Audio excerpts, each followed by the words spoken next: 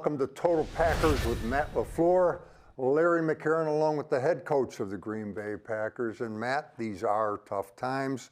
What's job one this week? Get back to business. Get back to our preparation. I thought, last week we had a great week of preparation. Thought the practices were energized, they were focused. I'm a big believer in process, and if your process is right, the results will come. Unfortunately, they haven't for us, but we got to keep grinding and potentially mix some things up to try to find that winning formula. Matt, you do have some things to build on, like running the football for over 200 yards against the toughest rush defense in the National Football League. That is something to build on. Yeah, I think so. I think our guys showed a lot of toughness, a lot of grit, and it wasn't just the running backs and the offensive line. It was our tight ends, it was our receivers, everybody doing their 111th, our quarterback getting us in and out of the correct looks. So that is a positive. Now we just need more consistency, and we got to be able to finish drives because this league is about scoring points. How about the play of your young receivers against the Bills? Were you encouraged by that? Yeah, Rome had a couple great catches in the game. Certainly the touchdown catch was a highlight reel type catch. I thought Samari did some nice things. Amari Rogers showed up. It was unfortunate that we lost Christian Watson so early in the game. How about winning the turnover battle for the first time? Certainly a step in the right direction. It is, but usually you win the turnover battle, you got a good chance of winning the game. Unfortunately, we put ourselves in way too big of a hole, and you can't do that against a great football team like the Buffalo Bills. Matt, when you talk about finding some rhythm offensively, you had scoring drives, 12 plays for 80 yards, 8 for 72 yards, and 8 for 95 yards. Are you seeing some of that rhythm, some of that flow that you'd like to see? I think so, but again, you still would like to have a good mixture between the run game and the pass game, and I still think our pass game isn't quite there. We got to shore some things up from a protection standpoint, especially early on in the game. I thought Buffalo did a nice job of collapsing our pocket. Like I said before, it's whatever the formula to produce points. That's what we're looking for. How much are penalties getting in your way? You've had 17 for well over 100 yards over the past couple games. Are penalties getting in the way? Yeah, absolutely. I mean, we had an offensive pass interference that took 4 points off the board. We had the personal foul. You can't give a great offense like Buffalo free plays. We did that a couple times. So that's something that we're definitely very conscious of, and we're stressing to our players. I'm sure you'd like to see more consistent tackling from your defense. Absolutely, that's where it starts. And when you have unblocked players in the hole, you can't have a running back make you miss. You got to make sure you get that guy on the ground, whatever it takes to get him on the ground. And certainly Buffalo was able to have some big runs, whether it was a quarterback out of the pocket or the running back, running through our line of scrimmage. For the second game in a row, that might be a new intercollegiate record. For the second game in a row, you have an offensive lineman go out, and it's decided minutes before kickoff or an hour before kickoff that player cannot go. How much of a problem is that?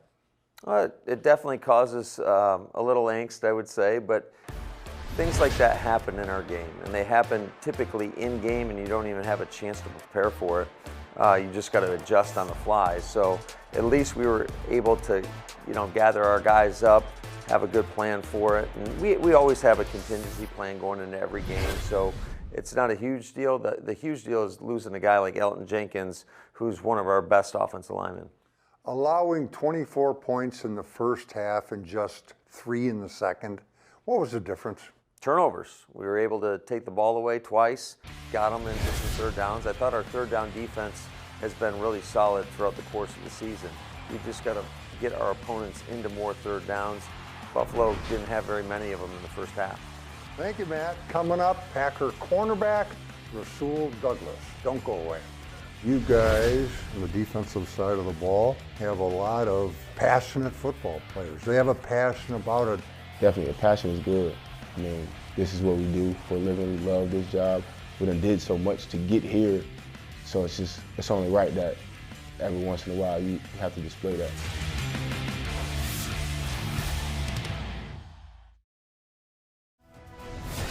Total Packers with Matt LaFleur is brought to you by your local Chevy dealers, by Bellin Health, and by Johnsonville.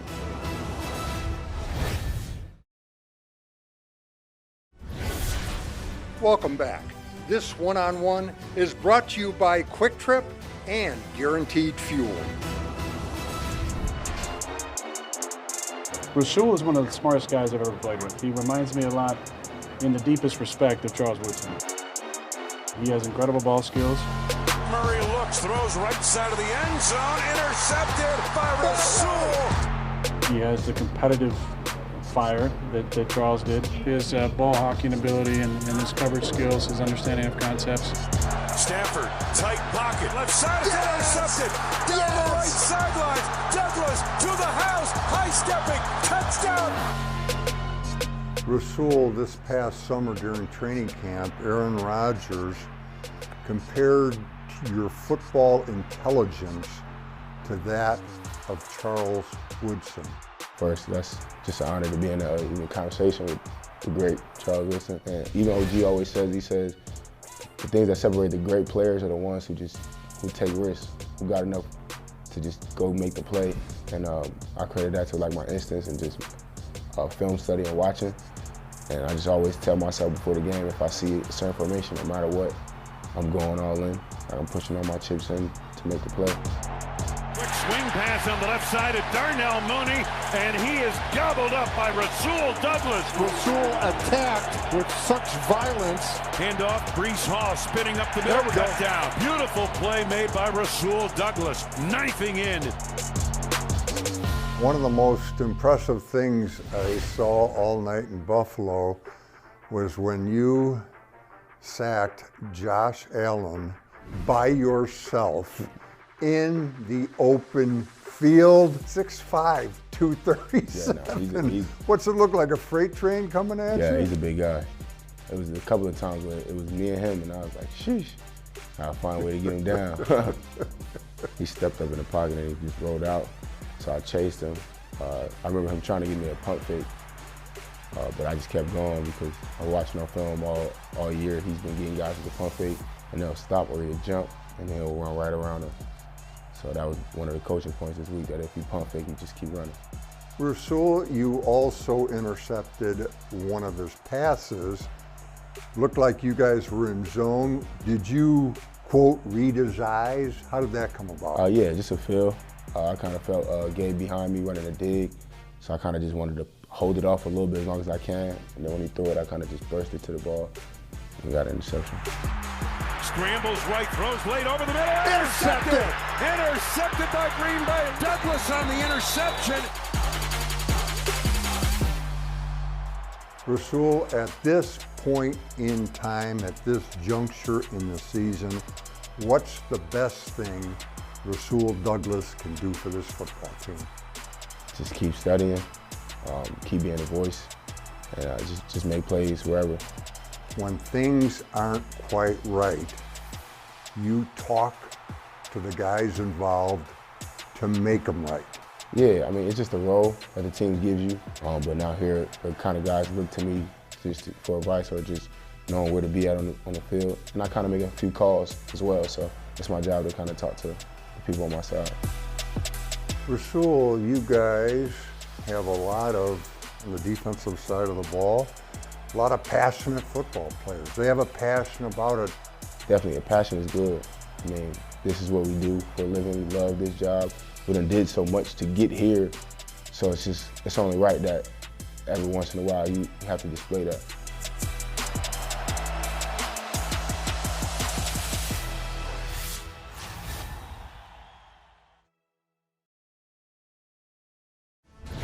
Welcome back. This week's Chalk Talk is brought to you by Network Health. At Network Health, we do what's right, even when it's not easy. It's who we are. Health insurance is what we do. Out of the eye, handoff, Aaron Jones, big hole, exploding, breaking tackles along the left hash mark, inside the 20, 13-yard gash.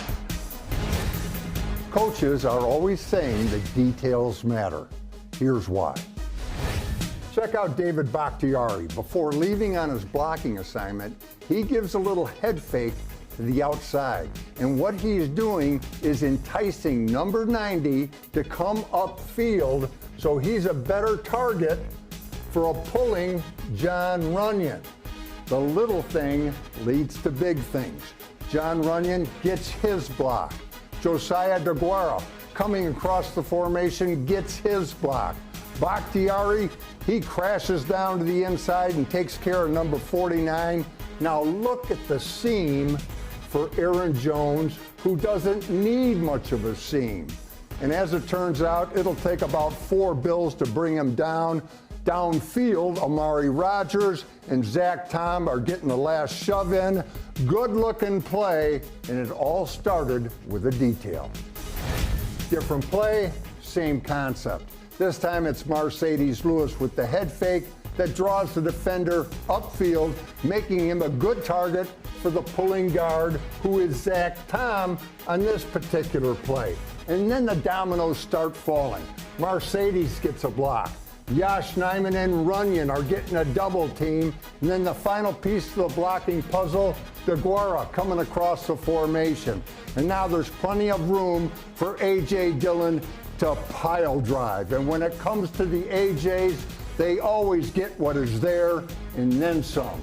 Taking care of the details, that's how you rush for over 200 yards against the NFL's #1 rushing defense. There was a lot of great things, that we were doing up front. I thought our guys were coming off the ball. I thought our backs were running hard.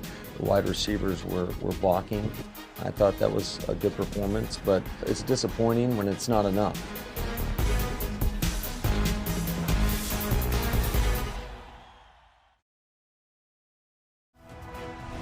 Total Packers with Matt LaFleur is brought to you by Network Health, by your Wisconsin Toyota dealers, and by Spectrum One.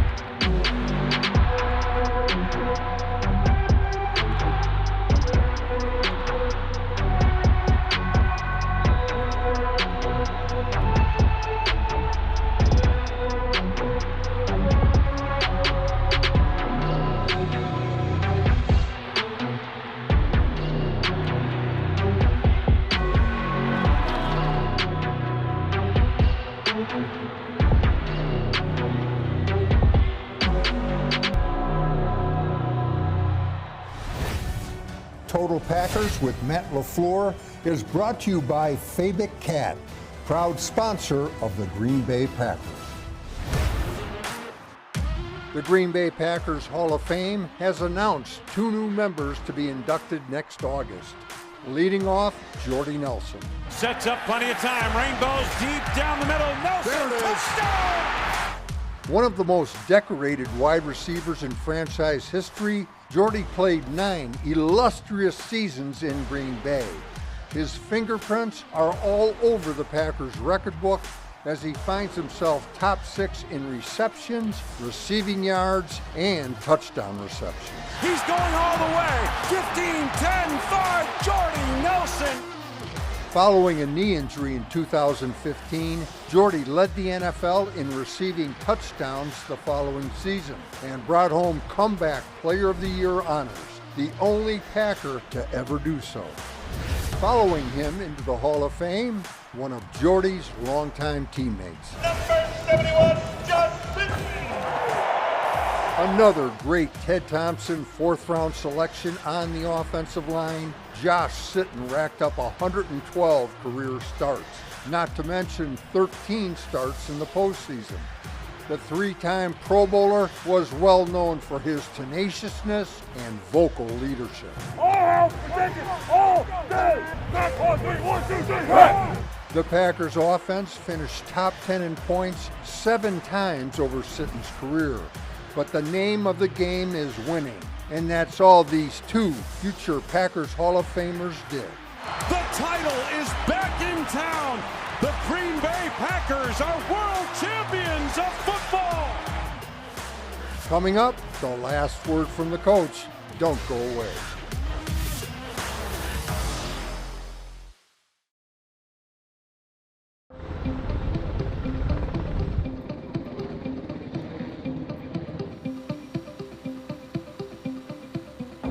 Today, the cadets get an opportunity to meet with the Green Bay Packers and hear where they've come from and what their stories are. And the same for the Packers to learn about our cadets, how they came to the Challenge Academy and what their goals are and aspirations after they graduate.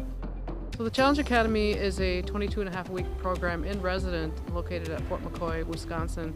It's for youth from ages from 16 to 18 years old who are at risk of graduating high school. It's a great program for them to get their high school education as well as learn character development type skills. What brought me to the Challenge Academy is wanting a second chance to do things right in life. I wasn't doing very well in school, and here gave me a second opportunity. I've improved tremendously. Like before, I wasn't respectful to my mom. I wasn't responding to her when she says something to me. Now it's like when somebody says something to me, it's always yes sir, no ma'am. I say it's been a very positive outcome of my life. I got to tour and see how they live on the daily, where they get their exercise in, got to eat with them as well. Just hearing their stories, why they're here, why they chose to come here and make a change, and why they want to do better in their lives. Seeing the Packers, it's like a dream come true. Like I never would have thought I would be this close, and actually eating lunch with Aaron Jones, it's like it's a big thing for me. So something bad happened, but you take the good out of that, and you're here now, and you're making that change. So proud of you guys and continue to do that. It's very amazing, and it's nice to see that they actually care about us and they care about what we got going on and how we try to make a change in our lives. Anytime it's something positive like that, I get 100% behind it.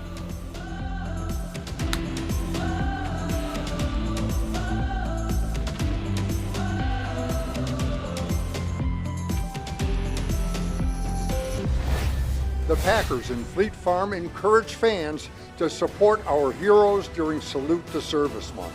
Purchase a military-themed bandana at the Packers Pro Shop during November, and $5 goes to Patriot Canines of Wisconsin. The Last Word with Matt LaFleur is brought to you by Construction Business Group and Wisconsin Operating Engineers. Welcome back. Time for the last word from the coach. And Matt, this week you have the Lions at Ford Field. And at Ford Field, they can score. They're averaging a little better than 35 points a game at home. Yeah, no, they've got some playmakers on the offensive side of the ball. I think Jared, when given time, is as good as anybody in this league. He throws the ball very decisively and with great accuracy. So it's going to be important that we move him around the pocket and not let him get comfortable. But going to Detroit has always been a great challenge for us. So I'm looking forward to our guys, their ability to get up early, bring that enthusiasm, bring that effort to an early kick. It's something that we've kind of struggled with this year. Thank you, Matt. Beat those Lions, and thank you for watching. Until next time, take care.